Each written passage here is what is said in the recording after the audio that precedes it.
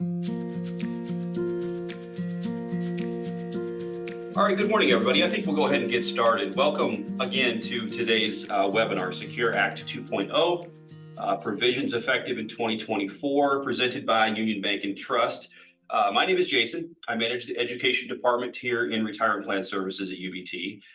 Presenting today is John Nouns. Many of you know John. John is a vice president and an ERISA attorney, as well as a relationship manager here in Retirement Plan Services at UBT. So just a little bit of housekeeping before we get started. We will definitely leave time at the end for questions. If you do have questions, please hang on to those until the end. And if you utilize the chat box, we'll certainly get to those questions as well at the end. And as usual, John's contact information will be posted at the end of the webinar. And as always, feel free to reach out to your relationship manager with any follow-up questions that you may have. We are recording today's webinar, as we always do. It will be included in the quarterly plan sponsor email. It'll also be posted to the website just as soon as it becomes available. But again, just reach out to your relationship manager if you want the link to today's recording. And before I hand it over to John, do this real quick, John. Before I hand it over to John, I'm not going to read this verbatim, this disclaimer verbatim, but we just want to let you know that the information that John is going to provide is just strictly intended for educational purposes only. I mean, neither John nor UBT is providing any legal, tax, or financial advice, just education. And that's what this disclaimer is saying. So I'm not going to read it verbatim. So with that, I'm going to hand it over to John. Thank you, Jason. As Jason mentioned, be glad to answer any questions at the end, and you're always welcome to contact me via email or phone if you have any questions. So today we're going to focus on those Secure 2.0 provisions that are effective in 2024. But before we get there, I wanted to hit on a couple of hot topics. First of all, there's been a delay in the mandatory Roth catch-up contributions for higher paid participants. So the background here is that beginning in 2024, Secure 2.0 would have required higher paid participants to make catch-up contributions on a Roth basis. So someone making more than $145,000 in FICA wages for the preceding plan year, if that participant, that higher paid participant, wanted to make catch-up contributions, those catch-up contributions needed to be made on a Roth basis. Now, interestingly enough, Secure 2.0 with this mandatory Roth catch-up contribution provision only applies to employees. If you're a self-employed worker, let's say an LLC member or a partner in a partnership or a sole proprietor, and you have self-employed earnings that's greater than $145,000, you are not subject to this mandatory Roth catch-up contribution provision. So this applies to 401k, 403b, and governmental 457b plans. And this thing was going to be tough to implement on time. So the IRS issued in August Notice 2023-62 and essentially delaying the mandatory Roth catch-up contribution provisions until 2026. So we've got a couple of years for the IRS to provide additional guidance on this, as well as for the pension community and the marketplace to figure out how this is going to be implemented. So the good news is that we don't have to worry about this till 2026. The other thing that's not on the slide is that Congress, in doing Secure 2.0, actually inadvertently removed all catch-up contribution provisions effective 2024. The IRS came out and said, no, that folks will be able to make catch-up contributions for 2024. So good news here, we got a delay till 2026 on this rule. Next, long-term part-time employees, and this is really from the initial Secure Act in 2019. So we're only going to talk about 401k plans here. And what Congress was concerned about was that part-time employees were not able to save for retirement in employer plans. And so they passed this Secure 1.0 legislation that said if an employee works at least 500 hours of service in 3 consecutive years, measured in terms of eligibility computation periods, then that employee is considered to be a long-term part-time employee and must be allowed to participate in the elective deferral portion of the plan. When you're counting these 3 consecutive years of service with at least 500 hours of service, we can ignore anything before 2021. But if they get those 3 consecutive years with at least 500 hours of service, you need to let them into the elective deferral portion of the plan. You don't need to let them into the employer contribution portions of the plan. And in fact, if you do, you need to pay attention to the special vesting rules that apply to long-term part-time employees. So let's say you've got a vesting schedule on a profit-sharing contribution bucket, 6-year graded vesting schedule, and your employees need to have at least 1,000 hours of service to receive a year of vesting service. Well, if you let a long-term part-time employee into that profit-sharing portion of your plan, that 6-year graded vesting schedule remains, but that long-term part-time employee will actually receive a year of vesting service if he or she has at least 500 hours of service in a vesting computation period. So you'd basically have to take a look at not necessarily 2 vesting schedules, but to be credited with a year of vesting schedule in a year of vesting service, you need 1,000 hours for your regular employees and 500 hours for your long-term part-time employees. So if you're inclined to let long-time part-time employees into your plan, I'd recommend that you think carefully about it and talk to your Union Bank relationship manager. So here's an example that's pretty straightforward. We've got an employee credited with 500 hours of service in 2021, 2022, and 2023. This is a calendar year plan with semi-annual January 1st and July 1st entry dates. So that plan needs to let this long-term part-time employee into the elective deferral portion of the plan as of January 1st of 2024. Now, if this employee had less than 500 hours of service, let's say in 2022, then that employee is not a long-term part-time employee because there wasn't 3 consecutive years with at least 500 hours of service. We would not need to let that employee into our deferral portion of the plan on January 1st of 2024. Important note here, this 3 consecutive years with at least 500 hours of service, that's the initial Secure Act that was passed in 2019. Secure 2.0 reduces those 3 consecutive years to 2 consecutive years. And it also applies to 403B plans, and that's beginning in 2025. There's no top-heavy minimum required for long-term part-time employees. And then finally want to focus on exclusions. That's those employees that you have that may be excluded from participating in the plan. I was hoping to get IRS guidance on this provision that we're going to be talking about, these exclusions here. And in fact, we were hoping for guidance on other provisions of Secure 2.0. We haven't received it yet, so we're going to do the best we can. So it's not uncommon for plans to exclude certain job classifications from participating in the plan as a whole. So for example, let's say our plan excludes janitors.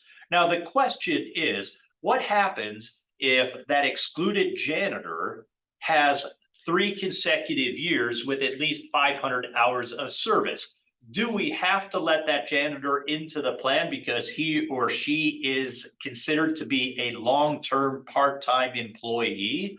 We don't know the answer to that. We need IRS guidance to tell us that, but we believe it's still going to be allowed. In other words, we believe you're still going to be allowed to exclude that janitor from participating in any portion of the plan, including the elective deferral portion of the plan, notwithstanding that he or she had 3 consecutive years with at least 500 hours of service. So the IRS has recently stated that in the absence of guidance, that any good faith efforts to comply with Secure 2.0 will be respected. And so Union Bank is comfortable that in this case, the janitor will still be able to be excluded from the plan as a whole, including the elective deferral portion of the plan. We're comfortable that the job classification exclusions are still going to be able to remain. However, the next one might not be able to remain. So it's not uncommon for a plan to exclude part-time, temporary, and seasonal workers from the participating in the plan to all parts. Well, here, these are the exact employees that Congress wants to be able to participate in plans. And so, although IRS guidance is needed in this area, we believe that these exclusions will not be able to continue to apply. So we believe that IRS guidance is going to say if you're excluding part-time, temporary, and seasonal employees from your plan, if they have at least 3 consecutive years with 500 hours of service or more, then they're going to have to participate in the deferral portion of the plan. You can still exclude them from the employer contribution portions of the plan, but we believe that they're going to have to be able to participate in the deferral portion of the plan. So at this point, Union Bank is not comfortable with keeping these part-time, temporary, and seasonal employees outside of the deferral portion of the plan if they have at least 500 hours of service in 3 consecutive years beginning in 2021. If your plan has automatic enrollment, your automatic enrollment provisions do not have to apply to these long-term part-time employees that are going to get into the deferral portion of the plan unless you're subject to the 2025 mandatory automatic enrollment rules that's going to apply in a couple of years. You can still apply any age eligibility requirements. So if you require an age 21 or rather, that's right. If you require an age 21 to participate in the plan and you have a 19-year-old who has 3 consecutive years with at least 500 hours of service, you don't have to let that person in till they hit age 21. So you might want to talk about if you're really, you think you're going to have a whole lot of long-term part-time employees and it's going to be burdensome, I'd recommend that you talk to your Union Bank relationship manager and consider implementing no eligibility conditions at all. In other words, immediate eligibility for all employees in the deferral portion of the plan. So what's your action items here? If you require, let's say, a year of service, 1,000 hours to be able to be eligible to participate in the plan, then what you need to do is determine if you have any employees that are not already in the plan, that if they have at least 500 hours of service in 3 consecutive years since 2021, you need to be prepared to provide these employees with enrollment kits ahead of the first plan entry date in 2024. Again, I recommend that you talk to your Union Bank relationship manager if you have any questions on these long-term part-time employees. Finally, the IRS released its limits for 2024 yesterday. So here they are, the most important ones or most widely used. The deferral limit jumps up to $23,000 next year. The catch-up limit is staying at $7,500. The all-in contribution limit for defined contribution plans increases to $69,000. The annual compensation limit you can take into account when making contributions is $345,000. Social Security taxable wage base goes up to $168,600, and IRA limits increase to $7,000 with the catch-up remaining at $1,000. So before we dive into our 2024 provisions, want to provide with you Union Bank's compliance timeline overview. first of all, keep in mind that anything we're going to be talking about, the provisions for the rest of the time, these provisions are optional. They're not required. Secure 2.0 is a bit unusual from most laws that apply to retirement plans. Most of the time, legislation gets passed and there's a whole bunch of required provisions that need to be implemented. Not so with Secure 2.0. Yes, there are a few required provisions, but most of that Secure 2.0 legislation, it's optional provisions, so nothing's required. The plan amendment deadline is the last day of the 2025 plan year. For government plans, it's the last day of the 2027 plan year. And so as an employer, you're going to be implementing some of these 2024 provisions, but the plan document won't be amended until sometime in 2025 to reflect the provisions that you want to apply to your plan. So we're going to need to administer your plan in accordance with the elections you make for 2024 before the plan is amended in 2025 or 2027. So what we're going to be doing is providing you with an operation compliance document where you tell Union Bank which of the Secure 2.0 provisions that you want to implement in 2024.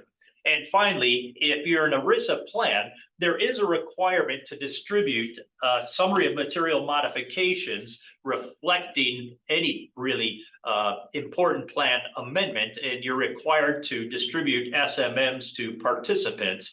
But that deadline technically doesn't happen for a couple of years, but we think it's important that you let your participants know what amendments have been made to the plan. And so we expect to prepare Secure 2.0 SMMs with respect to the 2024 provisions and 2023 provisions sometime probably the first half of next year. So let's get into the 2024 provisions that are going to be effective. First of all, matching contributions on student loan payments. I think this is going to become a bigger issue, especially with student loan payments resuming. And so what's happening here is, if you're a 401k plan, 403b, or a governmental 457b plan, or a simple IRA, you can elect to make matching contributions based on a participant's qualified student loan payments for qualified higher education expenses. Qualified student loan payments is the acronym is QSLIP if you're reading articles about this. So if you have a regular matching contribution in your plan, if you have a safe harbor matching contribution in the plan, you can match student loan payments just like you match elective deferrals. So if you're going to implement this feature, a matching contribution on a student loan payment is just like a matching contribution on a deferral. Let's jump to the bottom of the slide there. There's not going to be two different matching contribution sources. It's going to be one matching contribution source. It's just that you're going to either match on deferrals and or you're going to match on student loan payments, but it's a single match source. If you match, for example, dollar for dollar on the first 4% of compensation deferred on deferrals, then you need to make that same dollar for dollar match on the first 4% of compensation that is being made to student loan payments. Same eligibility rules apply. If someone is eligible to participate in the match portion of the plan with respect to deferrals, they can get a match on their student loan payments. If you have allocation conditions attached to your matching contributions on deferrals, those same allocation conditions will attach to matching contributions on student loan payments. Now, I do have this parenthetical comment here is because I've seen some practitioners that believe IRS guidance is needed with respect to terminated employees. And what they're suggesting is that maybe you can apply allocation conditions to a match on student loan payments, even though you don't have allocation conditions on the match for deferrals. I don't see where this is coming from. I'd be very surprised if the IRS allows different allocation conditions depending on whether you're matching on deferrals or matching on student loan payments. I don't think at this time it really would be a good faith way to administer your plan to allow for different allocation conditions. But I bring that up because I have seen it. Same vesting schedule. If, for example, you have a 6-year graded vesting schedule for your matching contributions that are made on deferrals, you'll have the same 6-year graded vesting schedule for any matching contributions on student loan payments. A participant must certify on an annual basis that student loan payments were made in order to receive a match on those student loan payments. Now, the plan can be designed to allow a participant to self-certify that loan payments were made. In other words, participant comes in and says, yep, I made $12,000 of student loan payments last year, give me my match. The plan can be designed that way. Union Bank expects, of course, that most employers will require at least some type of participant documentation that those student loan payments were actually made. The IRS will be issuing guidance at some point discussing what type of participant documentation is acceptable. I'm assuming that the IRS guidance, for example, won't allow employers to require onerous documentary requirements on participants. At the bottom, there is that the student loan payment matching contributions were designed in a way not to hurt your non-discrimination testing results. And so there's a lot of flexibility allowed in testing when you have a match on a student loan payment. For example, the student loan payment is not going to be included in your 401k ADP non-discrimination test. The match, though, will be included in the ACP matching contribution non-discrimination test, because remember, a match is a match is a match. It doesn't matter whether you're matching on deferrals or whether you're matching on student loan payments. And then a separate 401k ADP non-discrimination test can be run for participants who make student loan payments. And then finally, the maximum amount of student loan payments plus elective deferrals that can be considered when you're making the match cannot exceed the deferral limits that are in place, which is $23,000 in 2023. So I just said that the participant must annually certify the student loan payments that were made in order to receive a matching contribution. But what happens if you make matching contributions on a pay period basis or a monthly basis? Well, Secure 2.0 allows a participant to claim a match on student loan payments until March 31st of next year. So I make my student loan payments in 2024, and on March 31st of 2025, I tell my employer I made $12,000 of student loan payments in 2024. I want my match on that. Let's say dollar for dollar on the first 4%.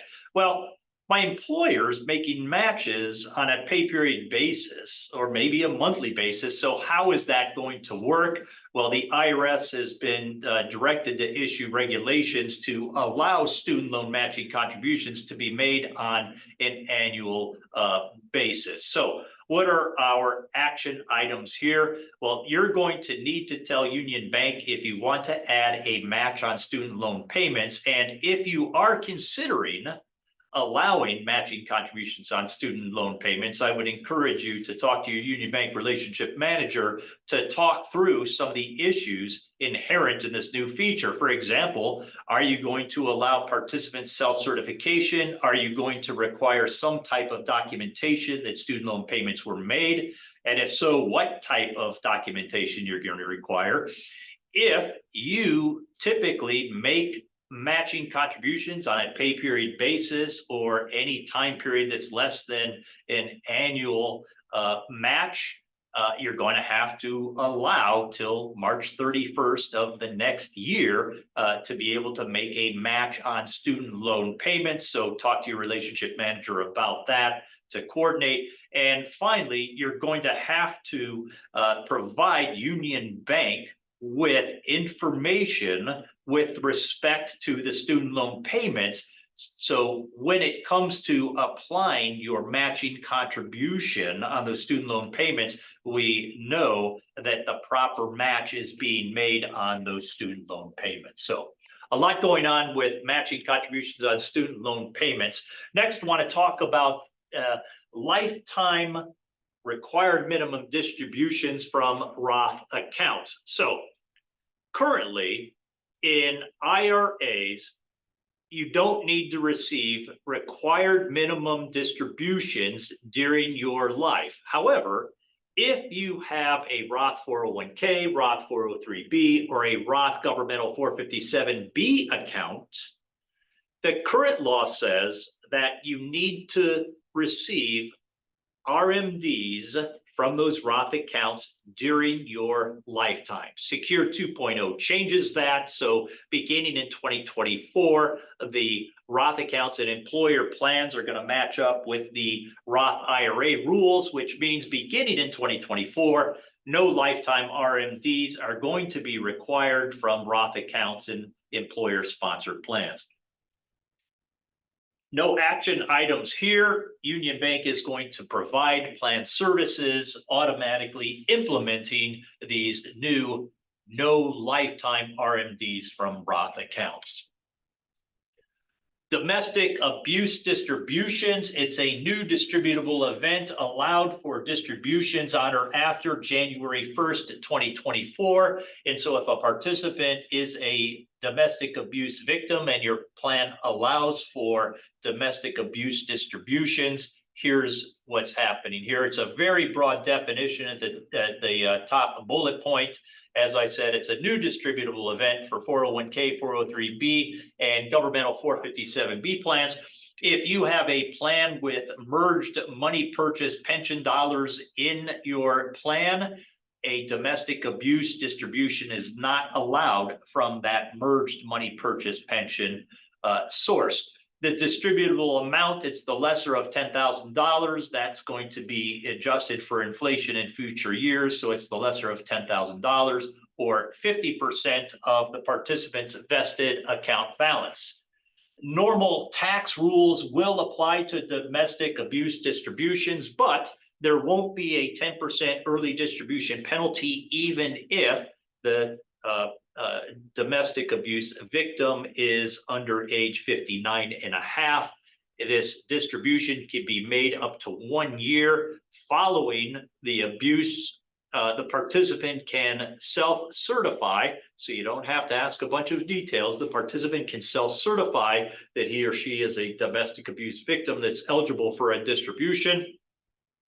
That domestic abuse distribution must be in a cash distribution. It cannot be rolled over. And because it can't be rolled over, there's going to be a 10% federal income tax withholding, but the participant can elect 0 withholding, 5% withholding, or more than 10% withholding. It's just if there is no withholding election made, 10% federal income tax will be withheld. Domestic abuse distributions can be repaid back to the plan within 3 years.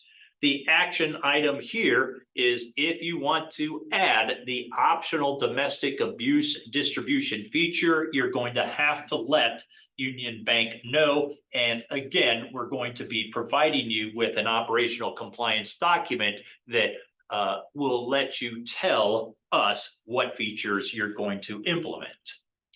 The increase in mandatory distribution amount. So here's background on this is most plans have either a $1,000 cash out limit or a $5,000 cash out limit. So if you've got a $1,000 cash out limit and a participant has less than $1,000 in his or her account, and that participant doesn't make a distribution election, you can force that account out. You can force a cash distribution to that participant.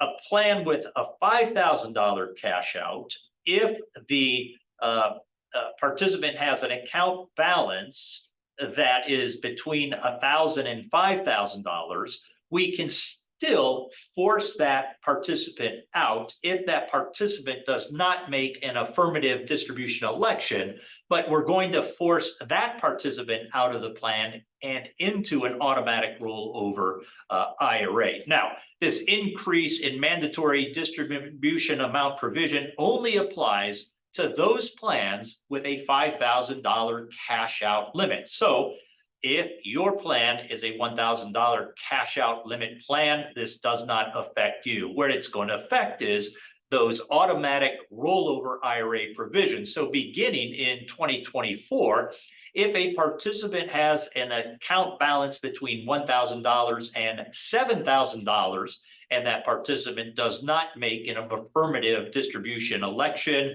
then the plan will force that participant out into an automatic rollover IRA. No action item needed on the employer's part. Union Bank will provide plan services to those $5,000 cash out limit plans, increasing to $7,000.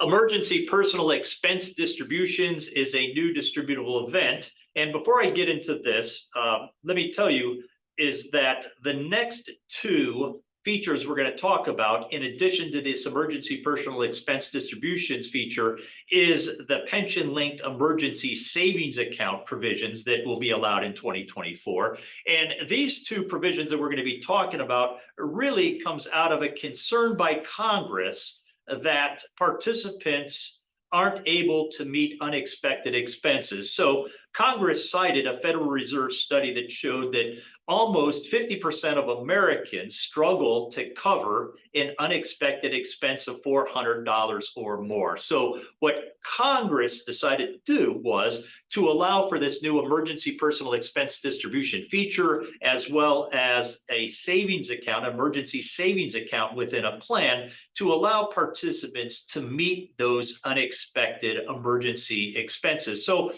what Congress is trying to do is balance the ability of a participant to get to his or her funds for emergency purposes, and balance that with the need for a participant to accumulate dollars in his or her retirement account. So that's what's going on for these next two features. So a participant who has unforeseeable or immediate financial needs relating to necessary personal or family emergency expenses can receive a an emergency personal expense distribution if allowed by the plan.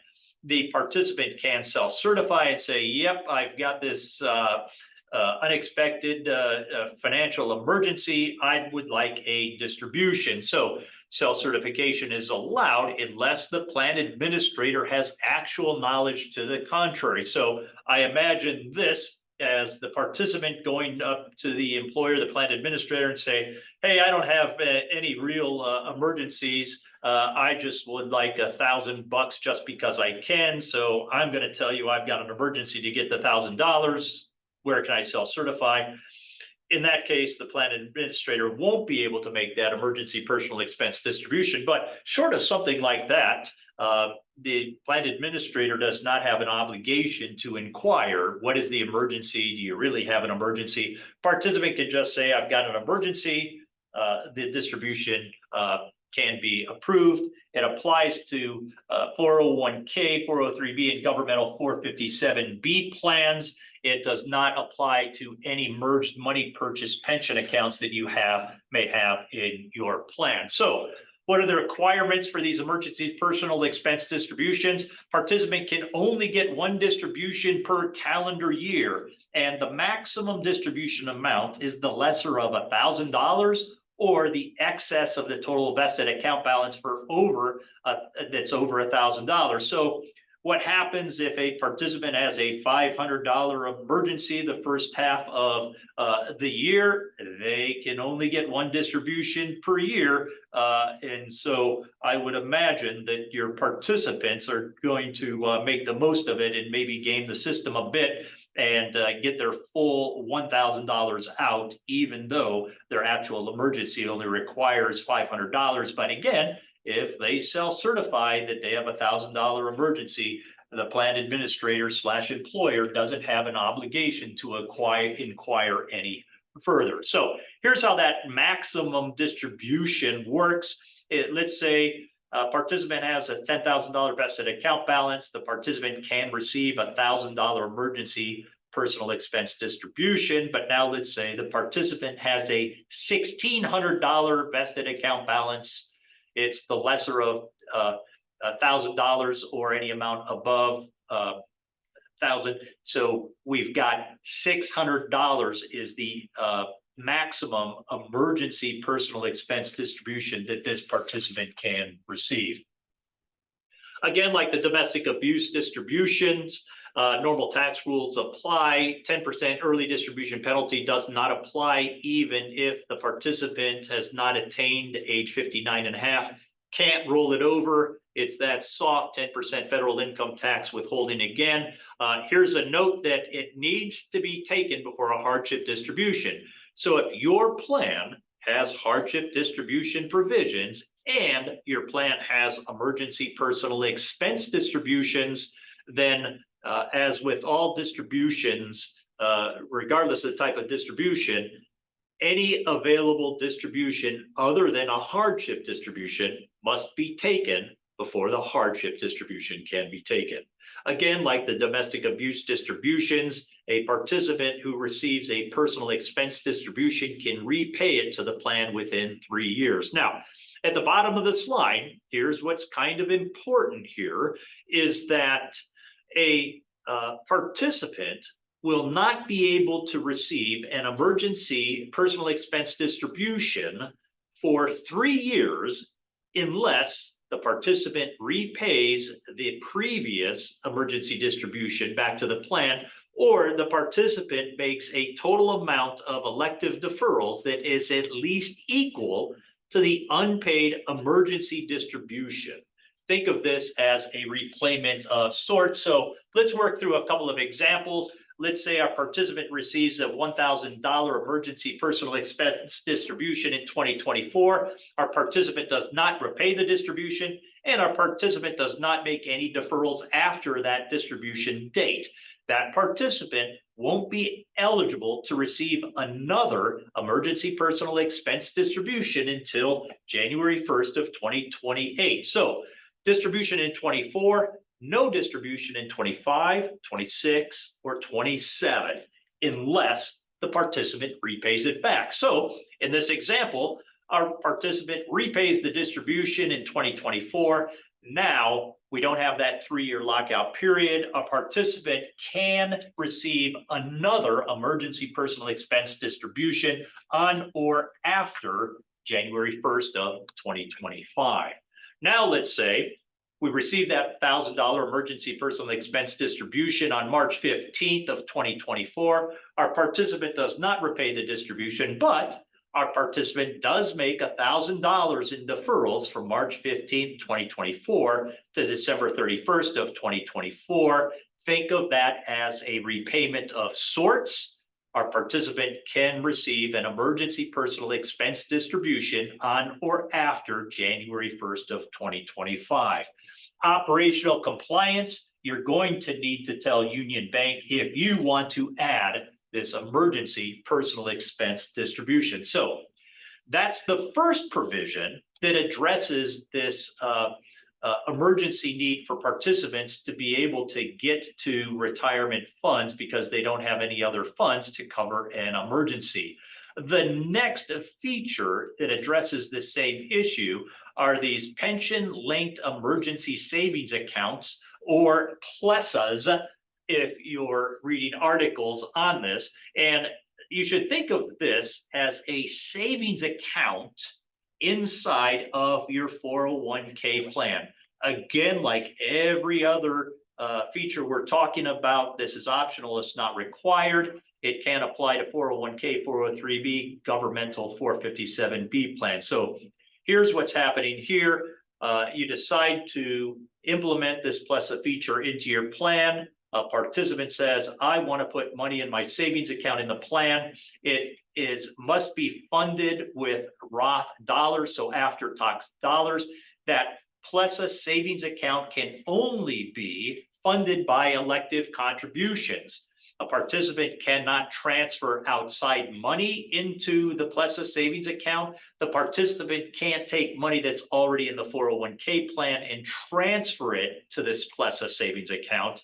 It needs to be funded by elective contributions. Participant says, I want $1,000 to go into my PLESA account. Because it's a Roth contribution, it will be taxed in the year of the year it's made into that PLESA savings account.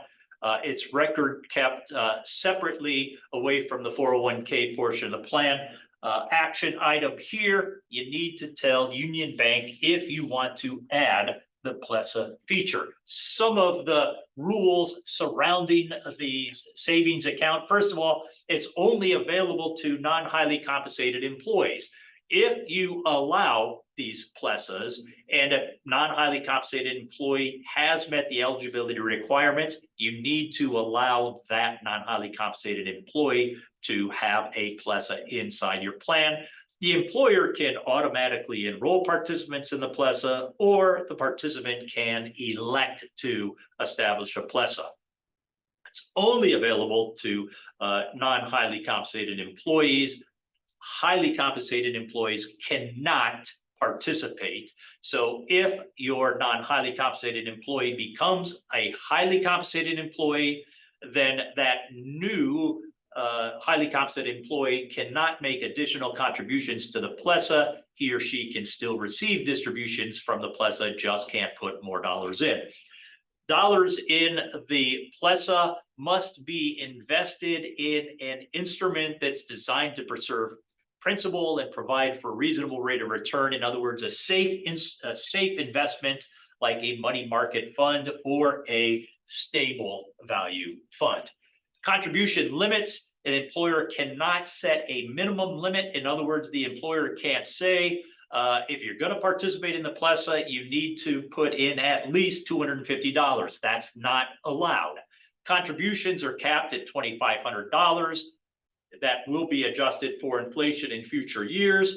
The employer can cap it at a lower amount, say $2,000, but the maximum dollars that can go in there is $2,500. So the account itself can exceed $2,500 with earnings. It just means that, for example, let's say you've got an account balance that's $2,550. Because we exceed $2,500, new dollars can't go in that PLESA, but our PLESA still works because we haven't put more than $2,500 in there.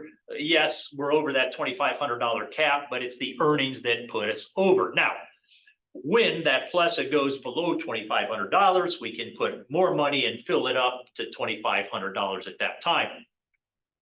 The PLESA contributions are coordinated with the elective deferral limits. So for example, the limit is $23,000 in 2024. That $23,000 will apply to a combination of the PLESA contributions and the non-PLESA contributions.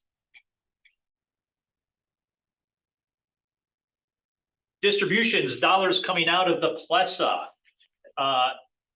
Must allow at least one distribution per month the first 4 distributions per year cannot be subject to fees. So who is going to pay those fees for distributions? It's unclear. We need IRS guidance. The question is, can the employer pay those distribution fees?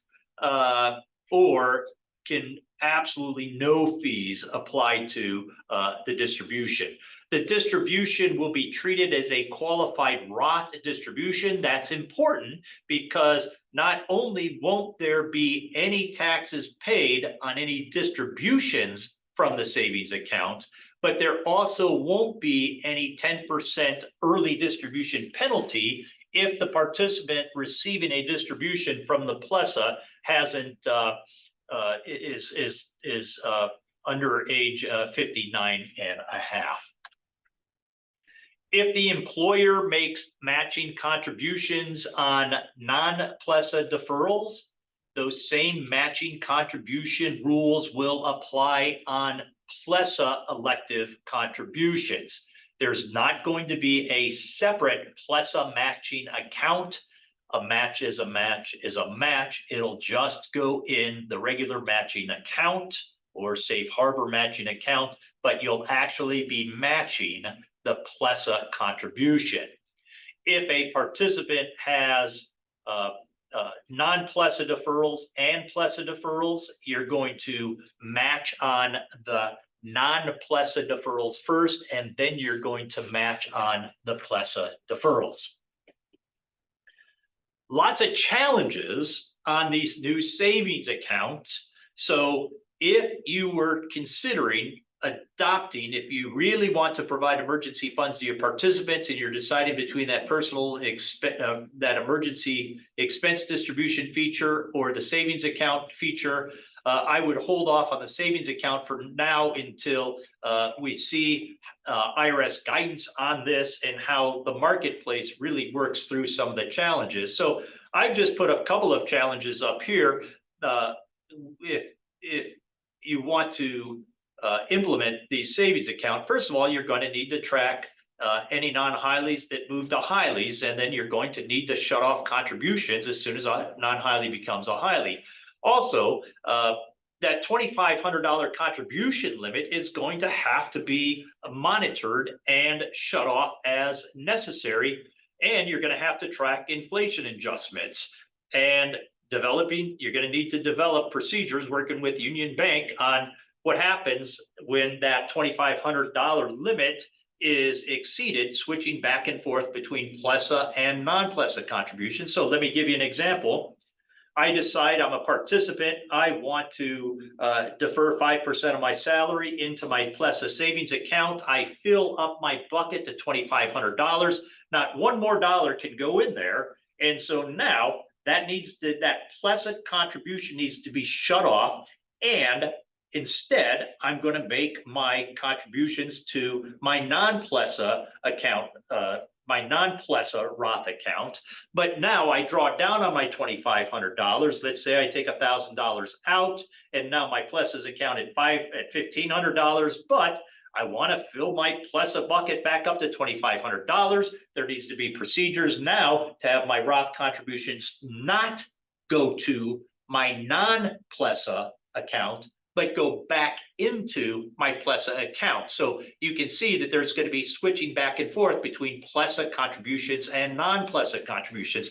And what about the matching contribution issues? Remember, I said, if you have a matching contribution, you need to match those PLESA contributions. Now, I also said that you need to allow at least a monthly distribution from your PLESA account. So what happens if I fill up my bucket to $2,500 in January, in February, I draw it right back down to zero, and then I build it back up to $2,500, and then I drain it all. And at the end of the year, I don't have any dollars in my PLESA account, but the employer is going to make matching contributions on those PLESA contributions that I basically just gamed the system just to get a matching contribution. Now, the IRS is directed to issue regulations on how to avoid those types of abuses. But I would not put a PLESA in your plan until we get some sort of IRS guidance and really the marketplace sorts out how these challenges are going to be addressed. I'm not going to talk about the disclosure requirements on the next couple of slides, but I've got them there. If you want to read through on your own, there's a whole lot of disclosure that needs to be made if you're going to implement these PLESA accounts. So moving on to top-heavy exemption for otherwise excludable employees. So here's the background here. By statute, you can't require someone to complete more than a year of service and be age 21 to be eligible to participate in your plan. A lot of plans let employees into the plan immediately or before that statutory age 21 1 year of service requirement. So if you let your participants in before those statutory 1 year of service age 21, those employees are called otherwise excludable employees. In other words, you have more liberal eligibility requirements than what the statutes require.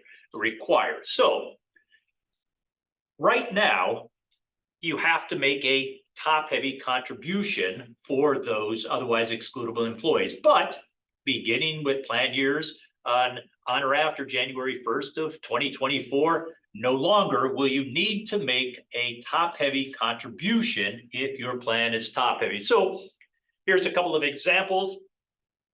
The law that we're dealing with right now, our plan allows for immediate eligibility. Our plan is top-heavy.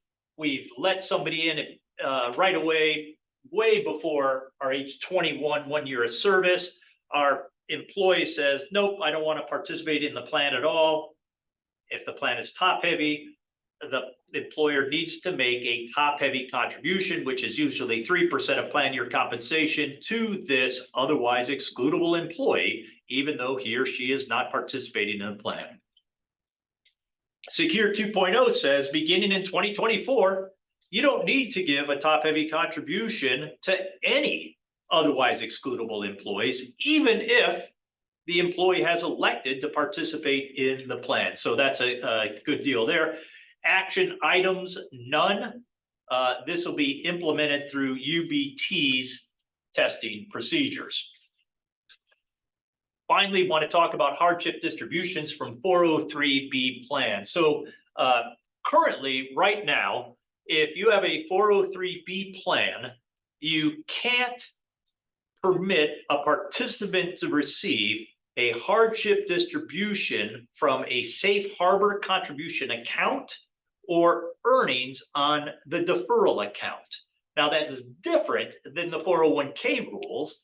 So currently in the 401k world, a participant can receive a hardship distribution from a safe harbor contribution account and on earnings in a deferral account. Well, what Secure 2.0 says is that 403B plans can now permit, effective for plan years beginning on and after 1/1 of 24, is the participants can receive a hardship distribution from a safe harbor account and from earnings on the deferral account. So if you are a 403B plan and you have hardship distributions in your plan, you don't have any action items to allow hardship distributions from the earnings portion of the deferral account. So here's what I'm talking about here.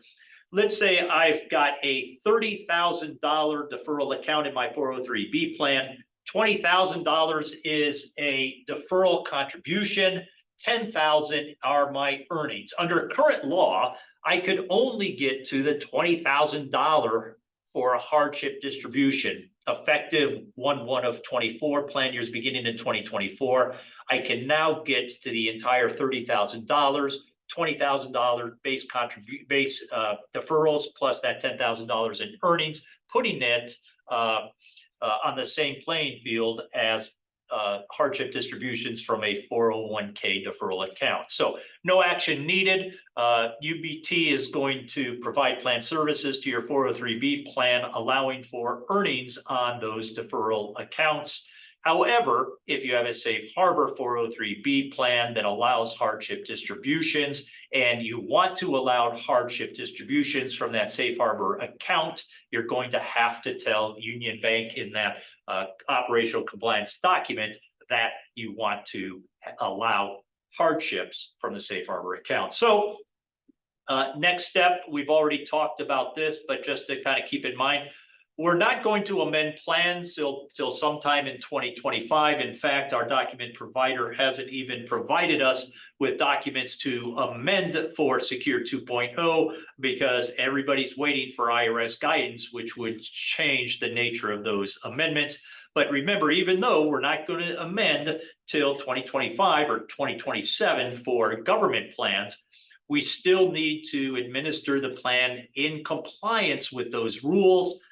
Union Bank's going to provide you with an operational compliance document so you can tell us what features you want to implement in 2024. And then finally, as I mentioned at the top of the hour, we're going to prepare a Secure 2.0 summary of material modifications for ERISA plans and probably have that ready sometime the middle of next year. So with that, that is the end of my prepared remarks. As Jason, I said at the top of the hour, be glad to answer any questions you may have at this time, or feel free at any time to give me a call or email if you have additional questions or there was something that you need to know about Secure 2.0's 2024 provision. So appreciate you listening. So with that, John, I got a couple of questions on PLESA. So $2,500 limit only includes, that's only for the deferrals, right? That doesn't include the matching contribution that goes. Oh, that's, yes, that's it, right. So it's just those deferrals that the participant elects to put in the plan. The match, it's completely separate. That's just under the matching contribution rule. So the match will go into the match. The PLESA deferrals will go in there. And so it's those PLESA deferrals only that count toward that 25%. Very similar to the IRS limits. That's exactly. Yeah. So the second part of that is operationally, if somebody does want to elect to put into the PLESA, are they allowed to do, for instance, 2% into the PLESA, 2% into the non-PLESA? Yeah, it's not a zero-sum game, right? And so that's one of those challenges of, how's this going to work out from a logistics? I make a 4% deferral election. I want 2% into the PLESA, which has to be Roth. And then I want 2% non-PLESA deferral. I can elect that to be Roth or not to be Roth. And then what happens, of course, when I fill up the bucket to $2,500, what happens to my 2% Roth election that was going into the PLESA? Now it's going to go into the non-PLESA. But yes, it's not a zero-sum game. You will be able to make separate elections for the PLESA as compared to your non-PLESA deferral account. Perfect. So before we open it up, if anybody has any questions, we got one in the chat box. Let's get to that one quick. So how do you handle the student loan payments if you pay or matches on a per pay period basis? Yeah, that's a good question. So remember, we don't have guidance. And so all we can do is make our good faith efforts at complying with Secure 2.0. We know that the participant has until March 31st of the next year to say, I made $12,000 in student loan payments, I want a match. But the plan matches on a pay period basis. So the only way that I think that you can comply with the law is that you're going to match on a pay period basis on deferrals in the plan. And then sometime in the first 3 months, it's going to bleed over into April, right? Because somebody who's a participant making student loan payments has until March 31st of 2025 to say, I made $12,000 in student loan payments, give me my match. So the match will be made on a pay period basis for the deferral participants, but you're going to end up making the match on the student loan payment participant on an annual basis. Now, I suppose you could impose some sort of rule that if a student loan payment participant wants to receive match on a pay period or a matching basis, you could set up a procedure to allow the participant to provide you documentation monthly or on a pay period basis, and you make a match on that. But then keep in mind, the participant by statute has until March 31st of 2025 for the 2024 year to claim that match. And so I think probably the cleanest way to do it is that you're going to make a pay period match for your non-student loan folks when you're matching on deferrals, and then you're going to make an annual matching contribution for your student loan folks. I think that's probably the cleanest way to go right now. And even that's a little sloppy and different from how you're working your plan right now. But as I said, the IRS is supposed to issue guidance on how that's going to work for those pay period plans when the participant actually doesn't have to tell you anything about his or her student loan payments until March 31st of the next year. Perfect. Does anybody else have any other questions? I don't see anything in the chat box. If you want to unmute yourself and ask. Otherwise, as John mentioned, I mean, you could reach out to John, you could reach out to your relationship manager with UBT if you have any follow-up questions. Anybody else at this point? Going once, going twice. Thank you all for joining today. And thank you, John. That was fantastic. A lot of great information. As I mentioned earlier, this has been recorded and certainly we will post it to the website as well as the quarterly plan sponsored email. And if you need it sooner, certainly go ahead and reach out to your relationship manager and we'll get you that recording as well. One more chat just came up, so let me hit that real quick. Thank you. This is great information. Awesome. Thank you so much. Thanks, everybody. Take care.